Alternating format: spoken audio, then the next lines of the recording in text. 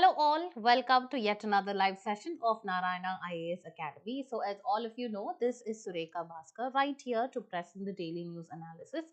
And of course, for our presentation today, we've actually picked up the most important articles or the topics from both the Hindu as well as the Indian Express that become extremely important and relevant for the UPSC CSE examination. So let us actually start our discussion with the motivation of the day that is right behind me.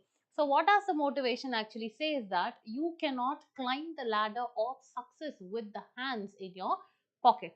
So of course, when you actually want to achieve success or want to make your aspirations to reality or to bring your dreams to reality, you cannot stand or you cannot sit in your comfort zone by doing nothing, but you need to focus on what your efforts. You need to put in efforts, you need to put in enough actions, that is positive actions as well as hard work in order to achieve success. So that is what they are saying. You need to act, okay, and you have to come out from that zone of comfort and inaction. So with that, you will actually achieve success. So now, having said this, let us move forward in understanding what we at Narayana IAS Academy actually want to ease, in what way we want to ease your preparation and to make your selections possible in the upcoming years. So for that purpose, we've actually come up with the 1-year prelims cum mains integrated course for the 2026 examination and the 2-year prelims cum mains integrated course for the 2027 examination. So the entire duration of this course is going to be around 1000 plus hours, where 800 plus hours are exclusively given for your general studies as well as your CSAT, and the remaining 200 hours will be given for your current affairs. Okay, so this will be a comprehensive or a holistic coverage where we actually will take you through all the 3 stages of the examination, which is the preliminary examination, the mains as well as the interview. Now moving forward, let us actually see what are all the materials or the supplementary products that we will actually give you along with the course. You will also have, along with your study materials, you will have a strategic micro schedule, which is nothing but a day-to-day planner that will enable you to not waste time in the vast syllabus that the UPSC actually mentions. And all this will be brought forward to you by our expert faculty who have expertise in particular domains, that is in different subjects like polity, governance, ethics, etc. And also they have actually appeared in the interview stage of the examination. And also to provide a self-assessment, we actually have a testing mechanism, that is through our test series, after which we will actually give you a personalized feedback so that you can improve your performances compared to that of your previous performance. Now moving forward, let us actually look into the number of topics that we've actually picked up for today's discussion. Okay, so the first article has been picked up from the text and context page of the Hindu, that is how governmentality actually exacerbates the problem of farmers stubble burning. Okay, so of late you would have actually heard about different terms like CAQM, the air quality index, then the air quality of Delhi is deteriorating. It is causing a lot of health impacts because of the air pollution this stubble burning actually causes. So here stubble burning becomes an important topic of discussion for our examination, specifically the mains examination. So first of all, this particular article, the author talks something about the governmentality. So we will look into this particular term and then move on to understand what are the other dimensions that has been spoken up in this particular article, and then we will move on to understand this particular topic of stubble burning. So what do you mean by stubble burning? Okay, so how and when is it actually done, and what are the implications of stubble burning? Are there any other alternatives for this particular stubble burning, etc.? Let us actually see in this particular article. So of course this is going to be a mains based discussion. Now moving forward, the second article has been picked up from page number 1 of the Hindu, that is Telangana actually becomes the first state, okay, that has formalized the subcategorization of the scheduled caste. So over here we will be understanding who are the scheduled caste and what do you mean by subcategorization or subdivision of the scheduled caste. What are the recent Supreme Court rulings and what are the implications, the positives as well as the negatives of this particular move or the landmark measure that the state of Telangana has actually come forward with. So this will definitely be your prelims article. The next article has been picked up from page number 8 of the Hindu, unnecessary change.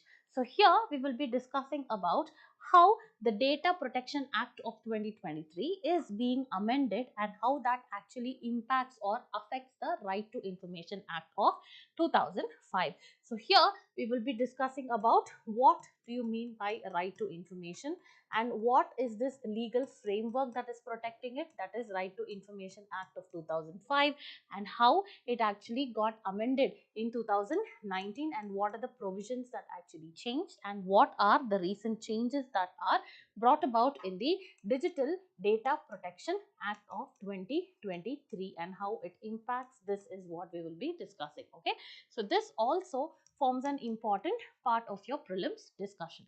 And the last article for the day has been picked up from the text and context of the Hindu. How is space flight safety ensured? Okay, so here, as you know, that India is actually preparing itself for the Gaganyaan mission, that is the human space flight.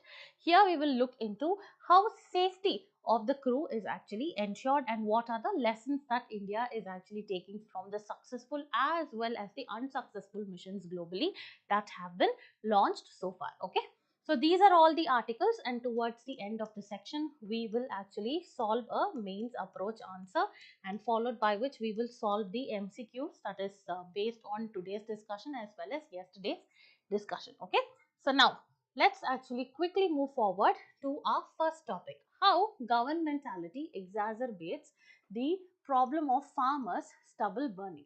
So what do you mean by stubble burning?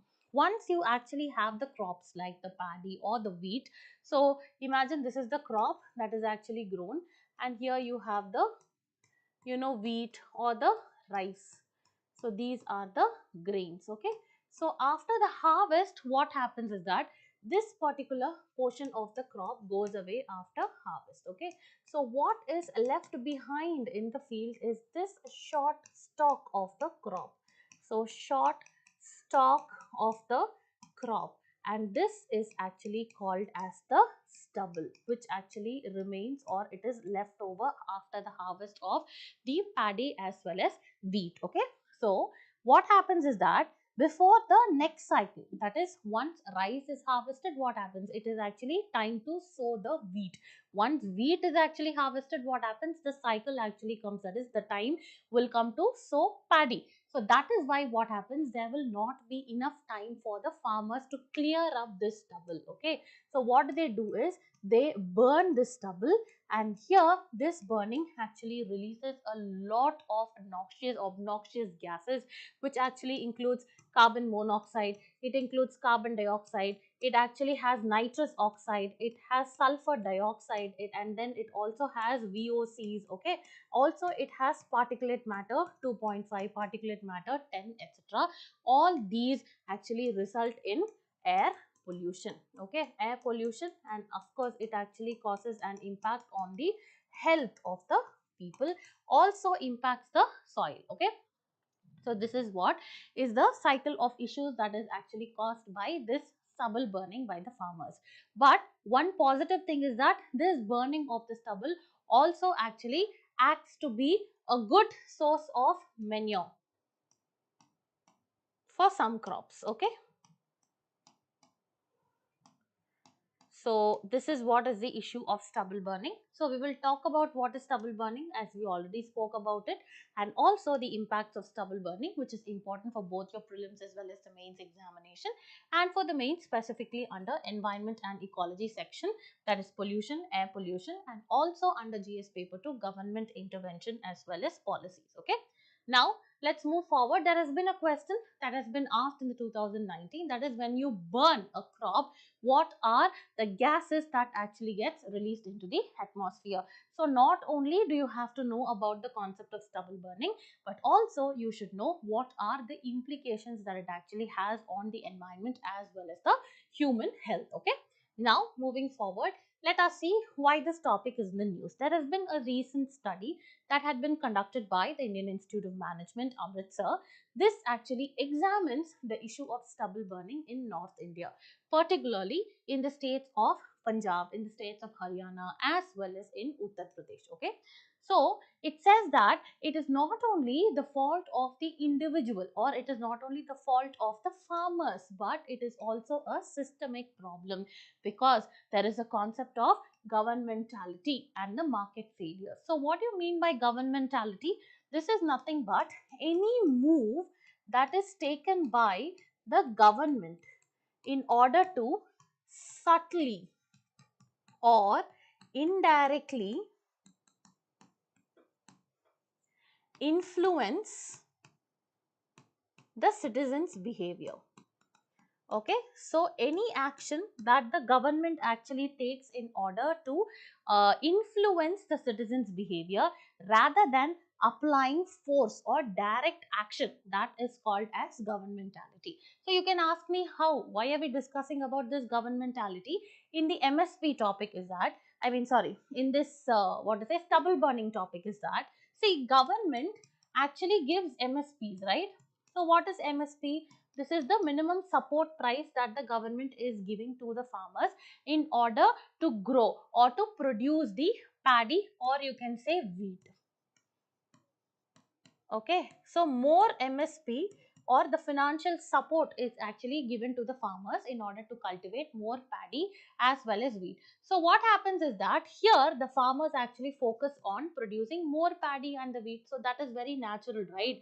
But what happens when there is no crop diversification? That is, apart from paddy and wheat, where the MSPs are not given, those crops are not actually given importance. Now, paddy and wheat are the ones that actually leave behind a large area of stubble. Now what happened if they burn the stubble? Again, government is penalizing it. So this is whose problem? Is it the farmer's problem or is it the government's problem? Is what the author is actually asking. He says that there are a lot of market failures. There are also governmentality or failure of government policies. Okay, that actually causes the stubble burning, and it is not only the farmer's failure, is what he's actually trying to put across in this particular article. Now, having understood that, let's quickly go through the article. Okay, so stubble burning has, this is from the article. Okay, so what does the article actually talk is that it says stubble burning is seen as the fastest way in order to clear the field, especially for the rabi crops. Okay, so what is rabi crop? It is wheat, and this further worsens air pollution in the Indo-Gangetic Plains, specifically if you see in the Delhi NCR region. Now moving forward, there is concept of governmentality, where the government encourages the farmers to produce wheat and rice through MSP, but it again penalizes them for stubble burning. So this is actually giving a mixed signal, is what the author is saying. And also, when any kind of cultivation is MSP driven, then it is mostly monoculture. That is, either paddy is grown in large quantity and followed by that wheat is grown in large quantity. So there is no crop diversification. So here what happens, this monoculture discourages crop diversification and it actually ties the farmers to unsustainable practices. That is, the period once your rice is harvested, immediately you don't have much time in order to sow your wheat. That is why the time duration is very less for the farmers, and that's why they go for unsustainable practices like stubble burning, okay, due to the lack of alternatives. And this is also one of the reasons why they are trapped in the debt cycles, okay, due to that dependency on the middlemen who control their access to the credit as well as dictate the prices of the grains which they actually have to sell. And also it is seen as the state policies are favorable towards the urban industrial India when compared to that of the rural Bharat. So these are the observations that are made by the author. Now, let us quickly jump into the concept of understanding what is stubble burning. I told you, right, the practice of setting fire to the small stalks of crops that are left behind after harvesting is called stubble burning. In case of wheat and paddy, you can actually see, and this is done in order to prepare the field for the next round of seeding, and this is actually prevalent mostly in northern India, that is in Punjab, Haryana, Uttar Pradesh as well as Rajasthan. Now let us move forward and see what are the reasons behind this stubble burning. So in India, primarily if you see in North India, there are lack of alternatives. What do you mean by alternatives? Why do you basically burn the stubble? Because you don't have any other method in order to remove the stubble that is left after the harvesting, right? So in India, we do not have alternative methods, specifically the bioenzymes. What do you mean by bioenzymes? If you actually spray the bioenzymes on the stubble, it will decompose this into organic matter. However, it's going to take some time, but India does not have this bioenzyme as an alternative. Also, the happy seeders are actually not much deployed, okay, which can utilize the stubble effectively. So if you see, this is the happy seeder machine. So this directly actually sows from the machine the seeds into the soil without taking away the stubble. So that is also not available in India. And also what happens, our agriculture actually lacks technology over here, and also the costly procedure, that is the process of removing the stubble by mechanization is a very costly process. That is why the farmers go for cheaper means, that is by burning the stubble. So this is majorly the reason behind the stubble burning. Okay, next one, this also helps the farmers to rejuvenate the farmland for the next crop season. Okay, so rejuvenating or preparing the farmland, and it also, they feel that it is actually killing the termites, the weeds, and reduces the impacts of diseases. Okay, so these are the positive effects of stubble burning, okay, which actually includes rejuvenation as well as killing of the termites as well as the other insects. Now let us actually see, 1 minute. Yeah. Now let us see what are the negative effects of stubble burning. Of course, it causes a lot of environmental hazards because it is releasing the gases like the carbon monoxide. It also has the carbon dioxide. Then you have the methane, that is CH4, and then polycyclic aromatic hydrocarbons, that is the PAH. You have the VOCs, that is the volatile organic compounds. Apart from that, you have the sulfur dioxide, you have the nitrous oxide, then you have the carbon dioxide. All these things are there. Then PM 2.5, PM 10, etc.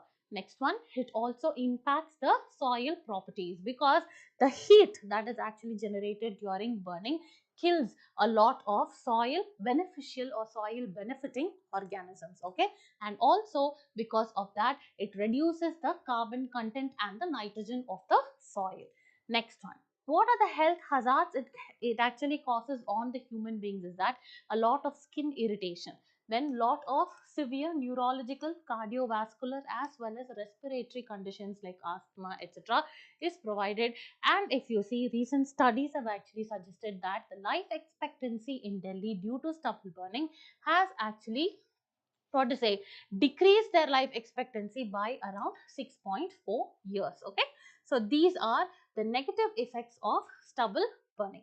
What are the methods to control stubble burning? Of course, number one, leave alone the monoculture like the paddy as well as wheat, and adopt the crop diversification. Okay, and that is why the government also has to come up with MSP scheme for other traditional crops like millets also. Okay, so here crop diversification is important, where you focus on millets, fruits, vegetables, cotton, maize, etc. And also there are turbo happy seeders which are actually provided by the government in order to manage the crop residue effectively.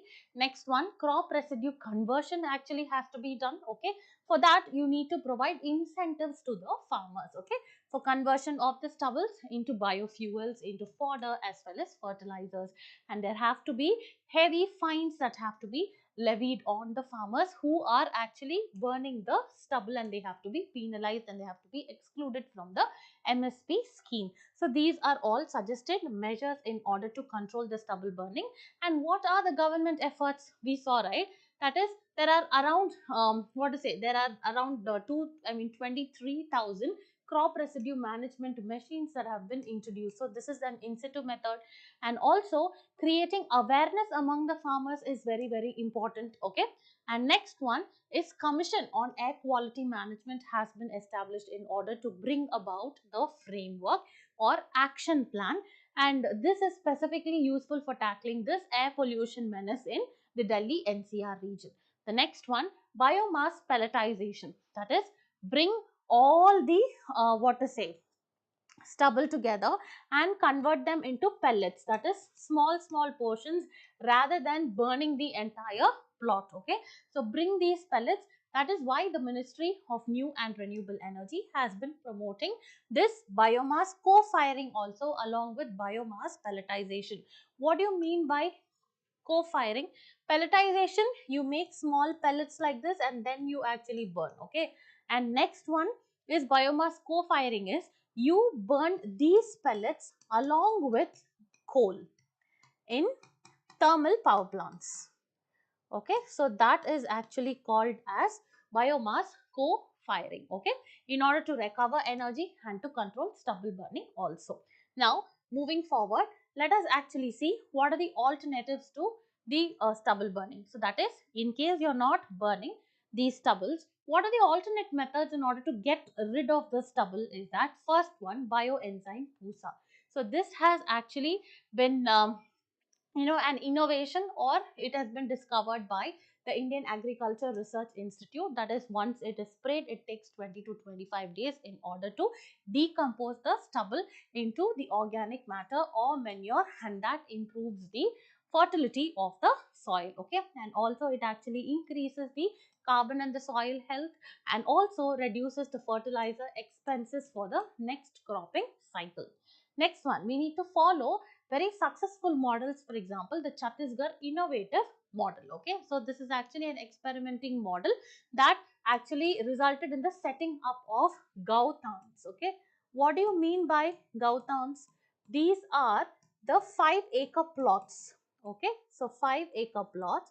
This is owned by each village, where into these acres of plots, the stubble or the unused crop residues are actually brought about in order to convert them into the organic fertilizer or manure by mixing cow dung with this. Okay, as well as the natural enzymes.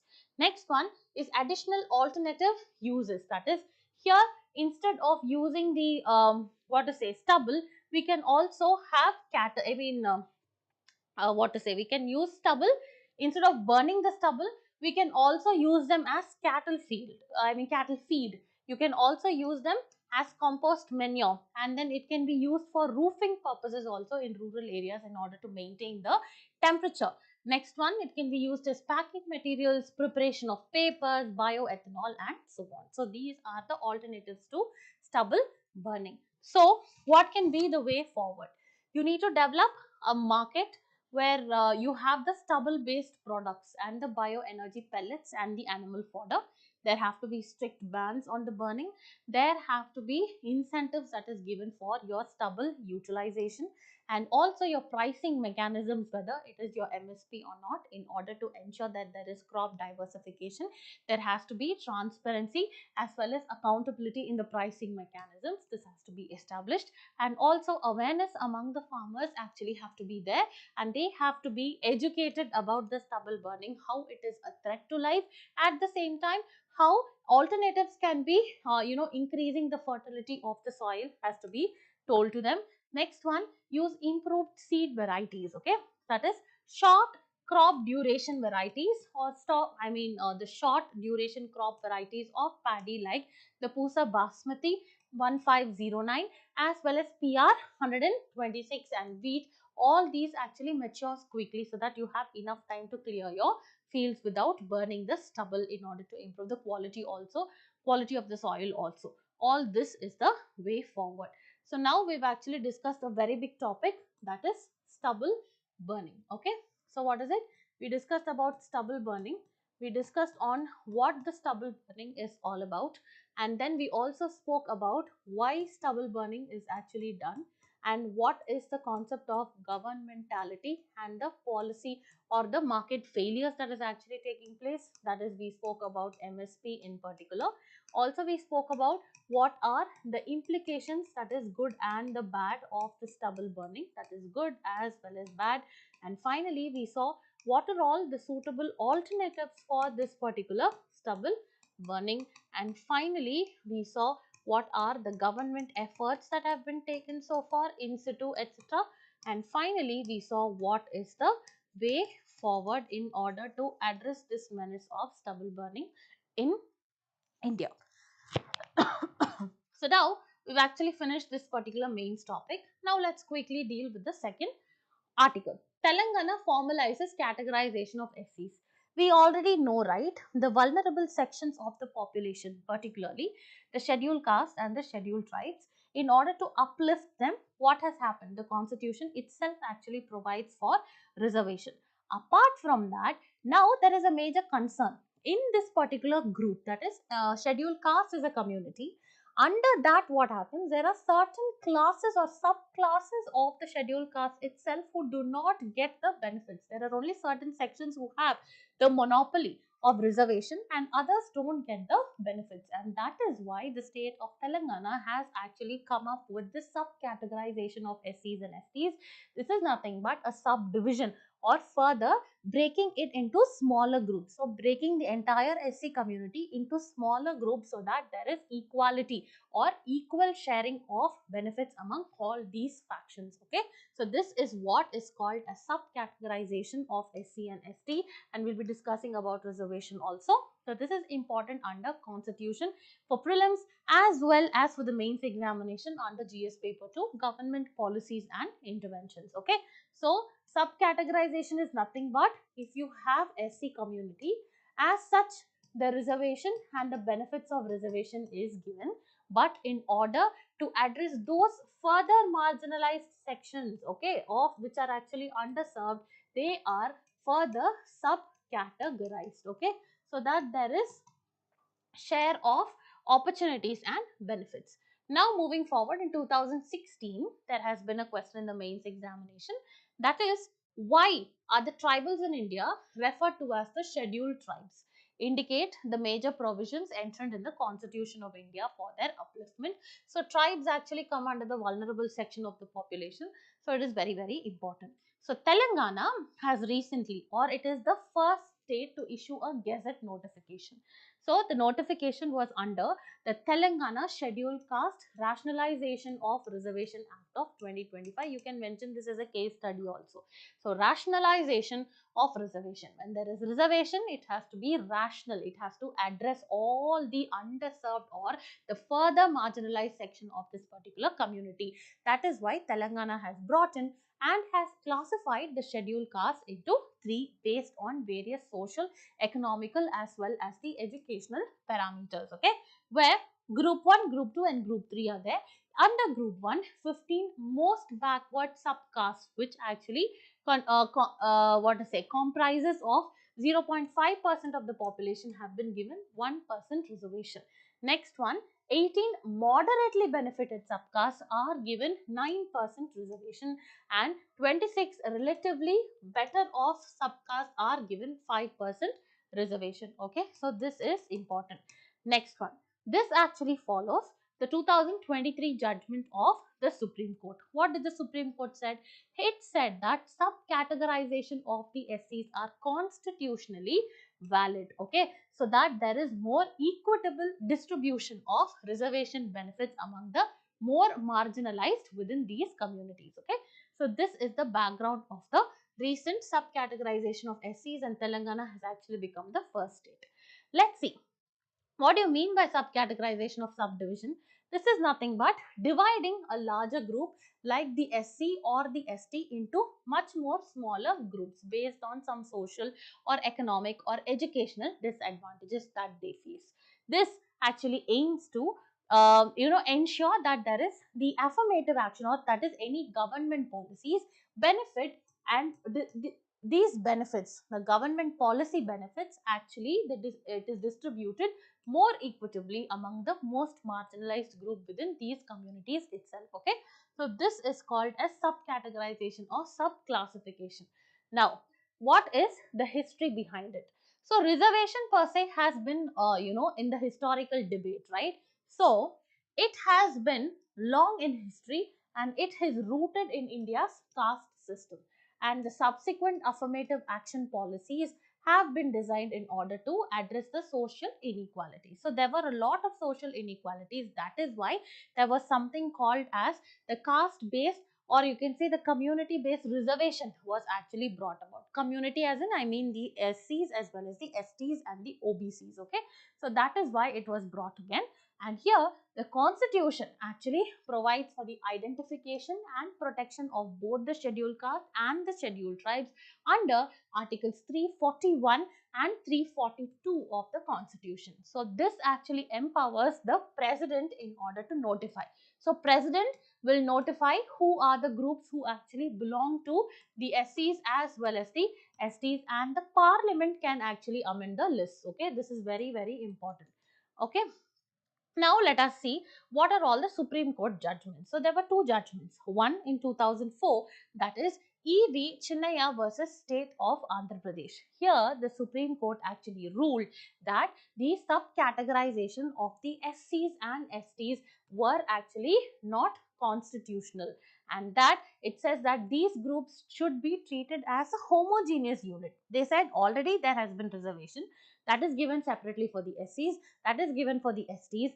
Now these SCs have to be entirely treated as one homogeneous group, and there should not be any kind of further fragmentation or sub-categorization, is what the Supreme Court said in E.V. Chinnaya versus the State of Andhra Pradesh case in 2004. Okay, and it actually says that if you create or break or you bring about any kind of fragmentation, then that will result in inequality. Okay, under article 14 of the constitution. Article 14 actually talks about equality, right? So this is against it, is what the Supreme Court told in 2004. However, it actually revisited its judgment in 2020 in Davinder Singh versus State of Punjab, where it said that it actually acknowledged that you can bring about an intra-category inequalities. There are intra-category, that is within the SCs there are inequalities. Okay, and within the STs there are inequalities.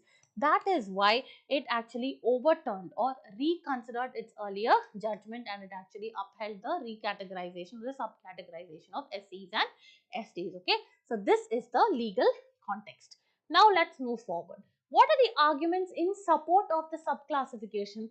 Of course, there are a number of inequalities that actually prevails within this particular community. So this actually, what does it do? It benefits certain groups of, or you can say, who actually monopolize the benefits of reservation. This leaves more marginalized groups underserved or unreserved. For example, if you take the state of Telangana, we have two communities. One is the Madiga community and the next one is the Mala community. So the Madiga community always raise concerns that the other community actually takes a disproportionate share of all the benefits that is given by the state. Okay, so this is what is the argument. So in order to arrest the intra-category inequality, they have brought in the sub-categorization. Here examples of state-wise prominent SC/STs in India. Maharashtra total SCs is 37, in Rajasthan 59, Chhattisgarh 44 and Tripura 34. And who are the prominent communities? Mahar, Matang, and then you have the Bairwa, you have the Raidas, the Das community, the Sarkar community, all these things. Okay, so these are certain arguments in support of it. Now what are the positive implications of the verdict? That is, if the court is actually saying, just a minute, let us actually see. Yeah. Okay, so if the court is actually telling you that please give on what to say, go forward in order to give the sub-categorization, what are all the positive implications? First is, it actually has targeted affirmative action. Okay, So here there will be more precise or targeted allocation of reservation benefits that is actually given to the most marginalized subgroups of this particular community. Okay, so this is what this actually enables them to receive the support that they need. Okay, so this will address the long standing inequality. Second one, there will be state level autonomy. That is, the states can actually decide which are all the marginalized or the most marginalized subgroups within this community, and actually provide greater flexibility. That is, it provides greater flexibility to the states in order to design their reservation policies. Okay, so as states actually design the reservation policies, they will know which are all the categories which are much more marginalized. Next one, it will definitely promote social justice. Of course, right? Because not all SCs and STs are equally disadvantaged. Okay, so this can actually, that is sub-categorization, can rectify any kind of imbalances that are there in the subgroups. And these subgroups were different people, that is, there will be separate groups who would have monopolized historically, right, the reservation benefits. Now that will actually provide the other group also the benefits. So this is what the positive implication of the verdict. What are the negative implication? Of course, there will be increased caste fragmentation. Okay, because you're fragmenting this entire community of SCs into further fragments. Okay, so this will actually cause a lot of conflicts as well. So this is the first one. The second one is there is risk of diluting the affirmative action. Affirmative action is nothing but the government policies that are brought about. Okay, so this is going to further complicate the methods on which the reservations actually have to be given. Okay, so this can potentially divert the resources away from the most disadvantaged group. Next one, introduction of the creamy layer concept. Okay, so in OBCs, the government actually brought about the creamy layer concept. I hope you remember the Indra Sahane case. So similarly, bringing about the concept of creamy layer with respect to SCs as well as STs can actually cause intra-group tensions and disputes over who is qualified better than whom, okay, for the reservation benefits. The fourth one, again, there will be risk of fragmenting the social justice goals. Okay, that the social justice goal actually focuses on giving reservation benefits to SCs and STs. Here further fragmentation is actually going to cause a risk on what to say, achieving that particular goal. Okay, so the goal of collective upliftment will be further tarnished. The next one is constitutional concern. So there are the constitutional provisions like Article 341 and Article 342 of the Constitution, right? So there can be further debates as well as legal challenges regarding what are the powers of the states in bringing about the legislations and policies or modifying the SCs as well as the ST list. Okay, so these are the possible repercussions or the negative implications that the sub-categorization of SCs might further have. Now moving to the third article, unnecessary change. Here we will quickly discuss about what is this Right to Information Act of 2005, and it got amended in 2019. That is, here few amendments were made with respect to the salaries as well as the allowances, the tenure, etc. Okay, we will see what were the differences, and also we'll discuss about the Digital Personal Data Protection Act of 2023, important for both the prelims as well as the mains examination, specifically under GS paper 2 governance, important aspects of governance, transparency and accountability. So now let's quickly move to the PYQ 2020. So recent amendments have been made to the Right to Information Act. So what will be the profound impact it will have on the autonomy and the independence of the Information Commission? So per se, all these commissions become very, very important, whether it is the Election Commission, whether it is the Finance Commission, and whether it is the National Backward Class Commission or the commission on the what to say, scheduled caste, the scheduled tribes. All this become very, very, very, very important. Okay, so now let's quickly move into and look at what are the concerns with respect to transparency. Okay, so there is a key concern about transparency because there is a specific amendment that is made in the provision of the RTI. Okay, and also there is a specific amendment in the Digital Data Protection Act of 2023. So what is that amendment to that provision? And that provision changes what portion of the RTI? Let us actually see. So critics actually argue that this kind of amendment that is brought, the Digital Data Protection Act of 2023, might weaken the transparency regime by undermining the core of Right to Information Act of 2005. Now, let's quickly see what do you mean by Right to Information Act of 2005.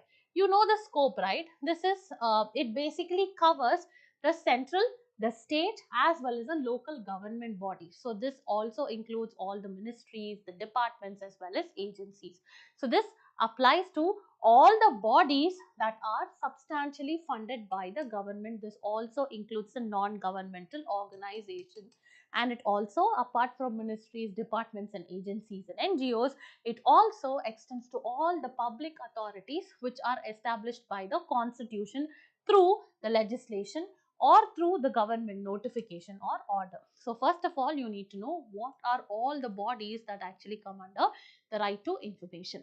Now, let us actually see what is the obligation of the public authority to provide information and in which cases, okay, under the RTI Act. So, the public authorities have to disclose the information proactively, that is suo motu, at regular intervals. Next, there has to be proper cataloging, there have to be proper indexing, and maintenance of records actually have to be there in order to ensure that there is easier access to the information.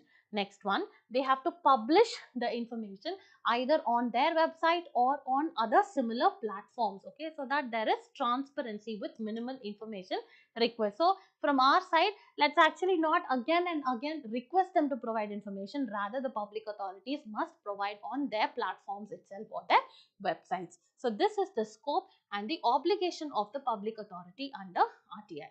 Now, let's actually move and understand what are the constitution of or the composition also of the information bodies. So, under the RTI Act, there is a constitution of the Central Information Commission at the national level and the State Information Commission at the state level. So, this is at the central or the national level, and this is actually at the state level. And this is actually headed by the Chief Information Commissioner, and this is supported, and this Chief Information Commissioner, he or she is supported by the other information commissioners. So, this ensures that RTI Act is actually complied with and all the grievances are being addressed, thereby promoting transparency in public authorities. And 3 levels of attaining information are there, okay. So here the public information officer is there, okay. So he is actually followed by the first appellate authority, and then who is followed by the Chief Information Commissioner, who is the second appellate authority. So this is actually the constitution of information bodies. Moving on, the right to access, that is, it empowers all the citizens of India to request any information which is accessible to the government, okay. So they can actually, whatever information is accessible to the government, they have to provide it to the citizens of India, and they have the right to know about the public authority decisions, what are the actions, what are the basis of their policies or the decisions as well as operations. So this actually provides transparency and accountability of the government, and also the citizens are actually informed because they are the ones who voted them to power, right? So this is what it is. Now, moving forward, what are the time limits? So this public information officer should provide information within 30 days after the request, okay, in the normal cases. In case that this particular case actually deals with something like life or personal liberty, then the information has to be provided by the PIO within 48 hours, okay. And also the first appellate authority, that is, if you're not convinced with what the public information officer gives, then you can actually go to the appellate authority. So this particular appellate authority must actually respond within 30 days or 45 days if extended. And then finally, the Central Information Commissioner or the State Information Commissioner has no specific time limit but is expected to address the issues, okay. Next one, exemptions. What are the situations or the cases where it is exempted from providing information Obviously, when it is affecting the sovereignty or the security of the country, or if it is going to harm the physical safety of someone else or the life of someone else, and the personal data, okay, information with no public interest disclosure, and also information related to the trade secrets and intellectual property rights are not are actually not given out to the public under RTI. Next one, the exempted information can actually be disclosed after 20 years, okay, or it can be withheld even after 20 years if it is questioning the national integrity and the security of India. So these are all very basic things that you have to know about the RTI. Finally, exclusion of sensitive agencies. All the intelligence agencies like your intelligence bureau, then you have the raw, all these are actually exempted, and also the agencies which are mentioned under the second schedule, and the exemptions are allowed for allegations for corruption or human rights violation, okay. So exemptions are allowed in case you find that IB is corrupt, then you can ask them the information, otherwise you cannot. Next one, it aims to balance the national security with the public interest concerns. And finally, political parties as public authorities. Here the CIC actually ruled in 2013. It says that the political parties also are eligible under the definition of the public authorities, okay. So whatever funds they receive, how they're going to contest elections, what are the records of the criminal cases they have, the assets, etc., all are subject to RTI, okay. So that makes them accountable to the public, okay. So what is the funding, the policies, etc. And however, this inclusion has actually faced resistance, okay, and in terms of implementation there is actually limited implementation. Now moving forward, there has been an amendment that was actually brought to this RTI Act of 2005. So that is the amendment of RTI Act 2019. Here, in the earlier act, the Chief Information Commissioner and Information Commissioners will have a tenure of 5 years. But according to the what to say amendment of 2019, the tenure will be decided by the center. Okay. Next one. Here, the quantum of salary, that is, the Central Information Commissioner will be paid an equivalent salary to the Central Election Commissioner. The Chief Election Commissioner, sorry, the Chief Election Information Commissioner will be paid equivalent to the Chief Election Commissioner. Then you have the Central ICs, that is the Information Commissioners at the central level, and the State Chief Information Commissioner to the election commissioners, and the state ICs to that of the chief secretary. Okay, so understand this clearly. Earlier, as per the 2005 Act, what happened is that there was this chief election commissioner, right? He will be paid a salary equal to the chief election commissioner. Then you actually have the other information commissioners who are present at the center, as well as you have the state Chief Information Commissioner. They will be paid a salary equal to that of the election commissioners. And finally, you have the State Information Commissioners will be paid equivalent to that of the State Chief Secretary. Okay. So this was what was according to the earlier 2005 Act, but then here the center, the salaries of the allowances of these officers will be defined by the central government is what the 2019 amendment has actually brought forward. Next one, the deductions in the salary. Okay, if any kind of officials are receiving pension or any other retirement benefits, their salaries will be reduced by an amount equal to the pension.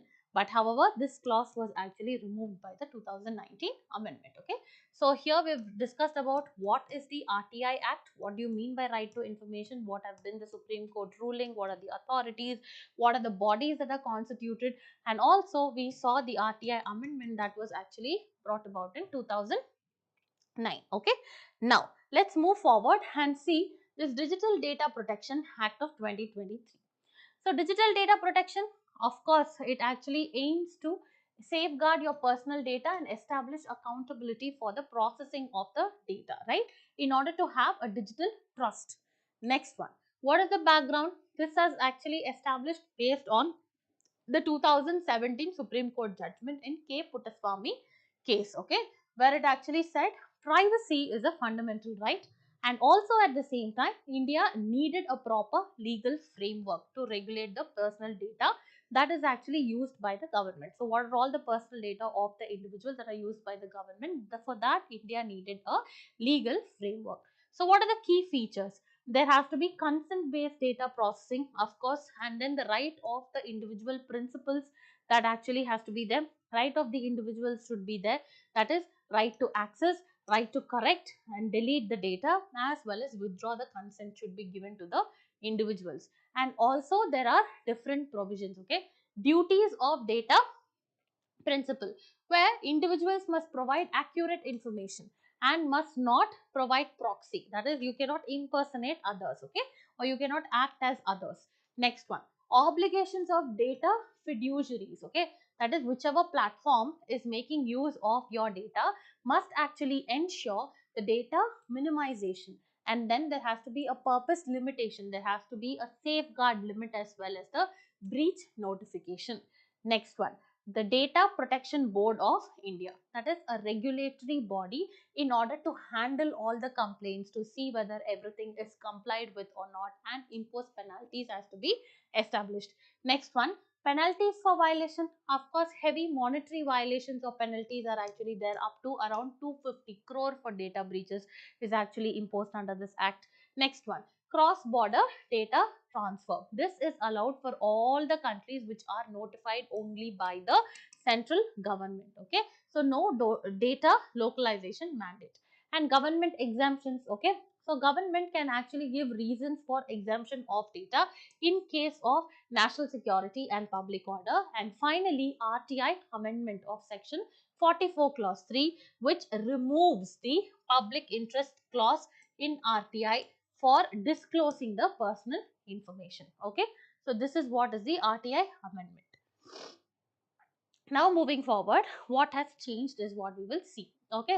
So RTI Act of 2005, before the amendment, it actually had a relevant clause, that is it had a clause section 8 clause 1 clause J. Here, this particular DPDT Act 2023, after the amendment via section 44 clause 3, it actually has section 44 clause 3, and this amends section 8 clause 1 clause J. So what is actually protected under RTI Act of 2005? Here, personal information unrelated to public activity or interest. However, if you see here, all personal information regardless of public relevance or not. Next one, disclosure condition. So under RTI Act, the disclosure can be denied only if the cases are relating to invasion of privacy. Here, it can be denied on all the cases even where the public interest exists. Next one, public interest override, okay. So here, the explicit clause is that disclosure is allowed if the larger public interest justifies it. However, here if you see, it is removed, okay. It says that no disclosure even if the public interest is involved. Next one, the definition of personal information. So under the RTI Act, there was no clear definition but applied narrowly with the public interest test. However, here this is again vaguely defined and it is interpreted broadly, okay. So this is what has actually changed when compared to that of the RTI Act of 2005 with respect to that of the Data Protection Act, Digital Personal Data Protection Act of 2023 after the amendment, okay. Now, impact on transparency. So this basically maintained, so this is the RTI Act, okay. So this maintains the balance between privacy and public accountability. Here it actually heavily focuses on the favor of privacy, so undermines transparency. Next one, the judicial context is aligns with the case Puttaswamy case, where right to privacy is a fundamental right.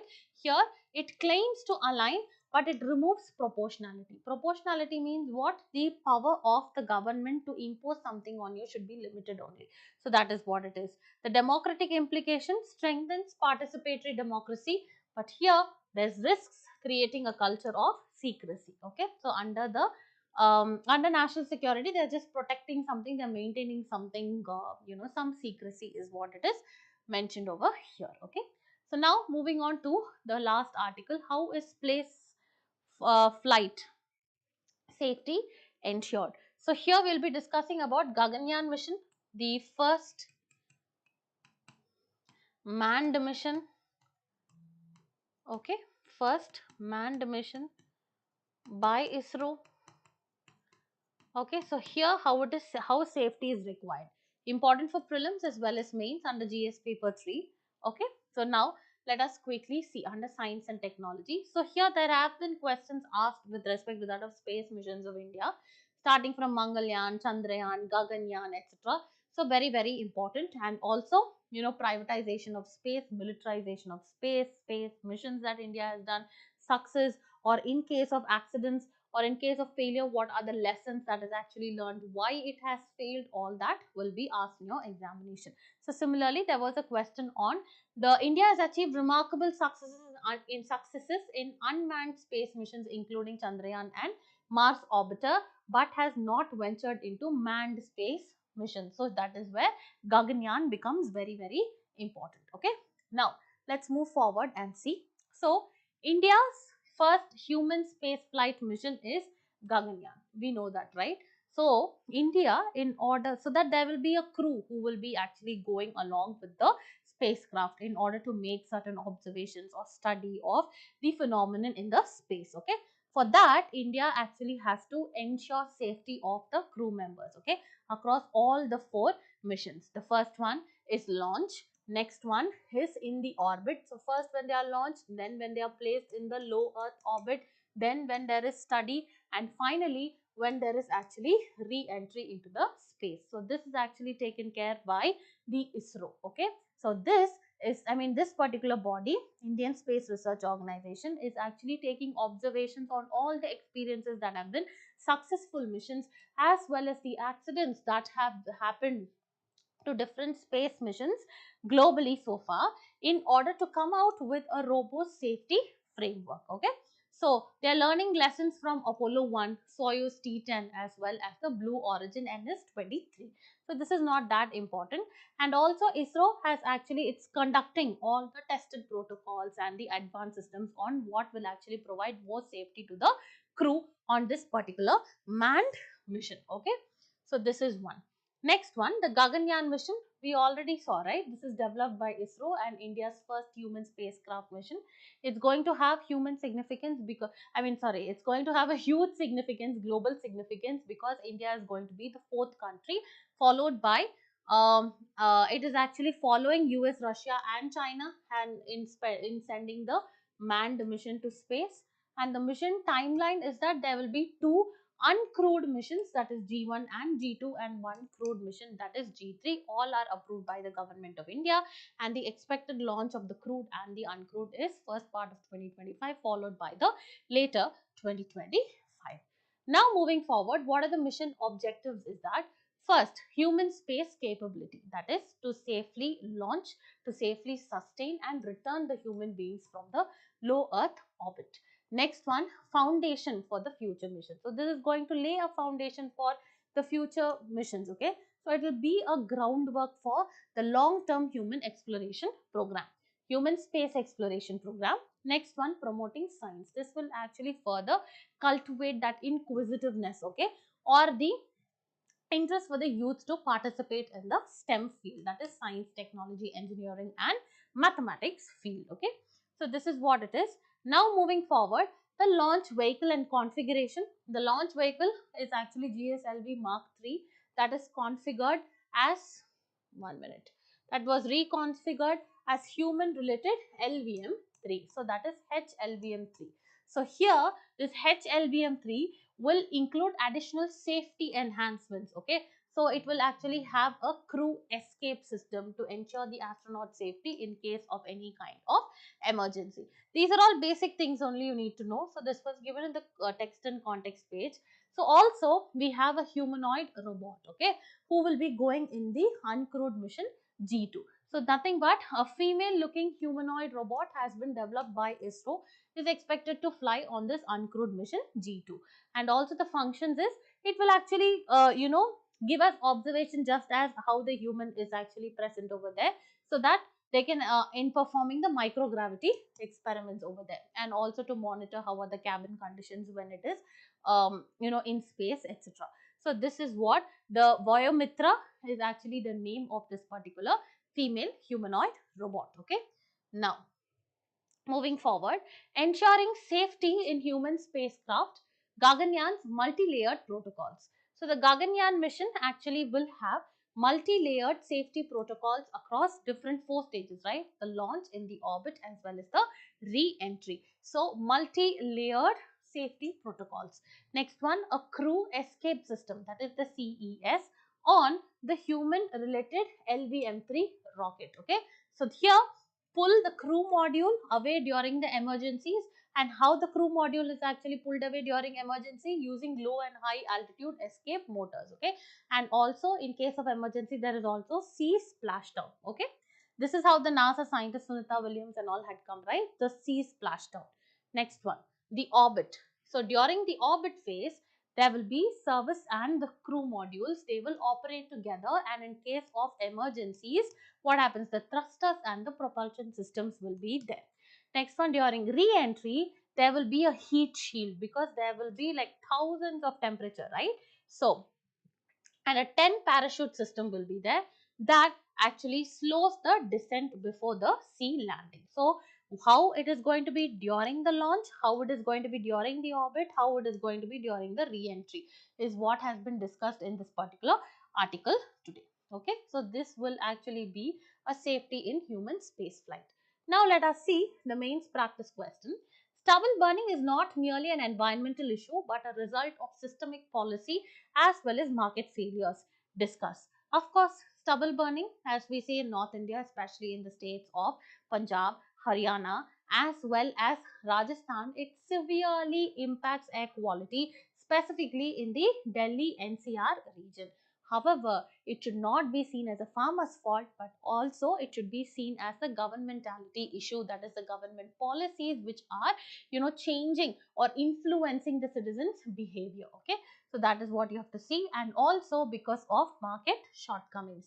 So here in the body, we have to discuss about the policy contradictions, okay, by that is providing MSPs at the same time punishing them for the stubble burning. Then there are market failures, okay, where the farmers actually, have a lot of faith, or they are more dependent on the middleman. Okay, next one, economic pressures are there because there are only short sowing windows. Okay, because once the harvest for paddy is done, immediately you need to sow the what to say, wheat. So this is what it is.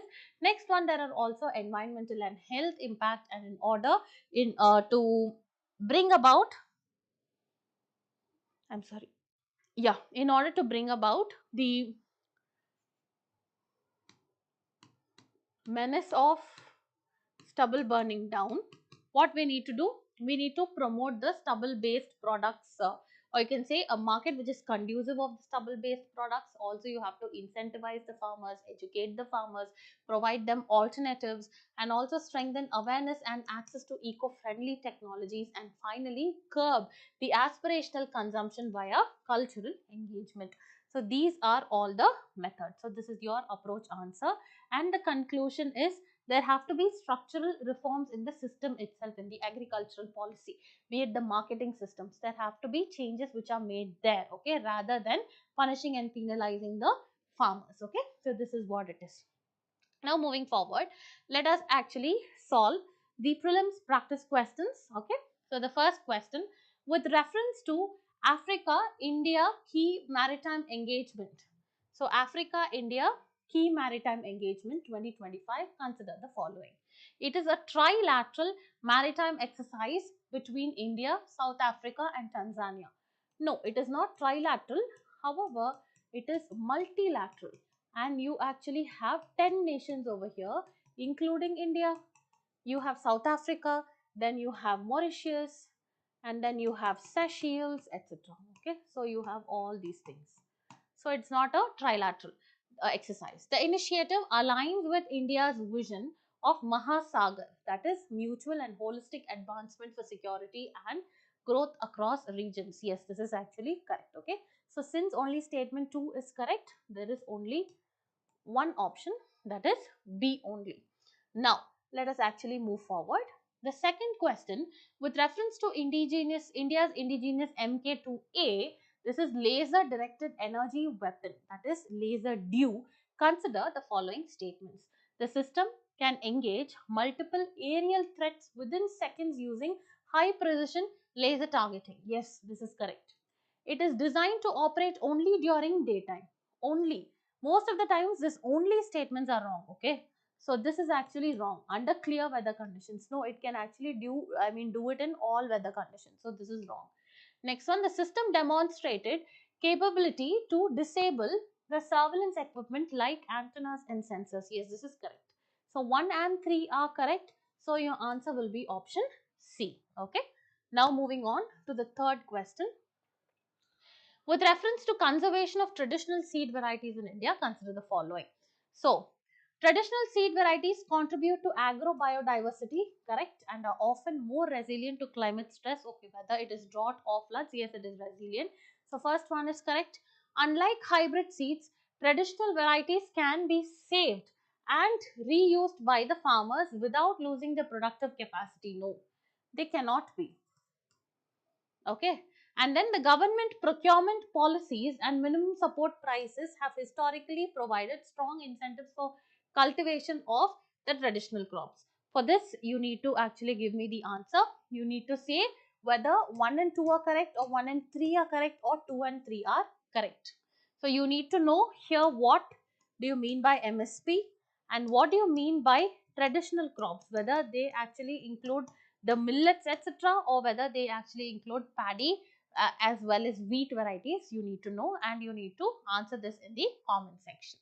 Now moving forward, let us actually solve the MCQs of today.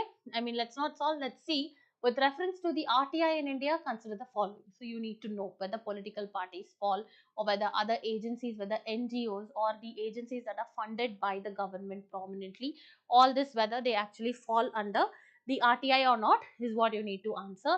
And also information can be disclosed after 20 years or without disclosure also they can be held. All that you have to check here. Okay. So all these questions that are actually mentioned today, the next one is about Gaganyaan as well as the humanoid robot, and the final is the constitution, which actually has explicit provisions with respect to the sub-categorization for SCs and the STs. So all these questions you'll actually have to solve in our website, and the link of our website is actually provided in the comment section, which is actually below this particular video.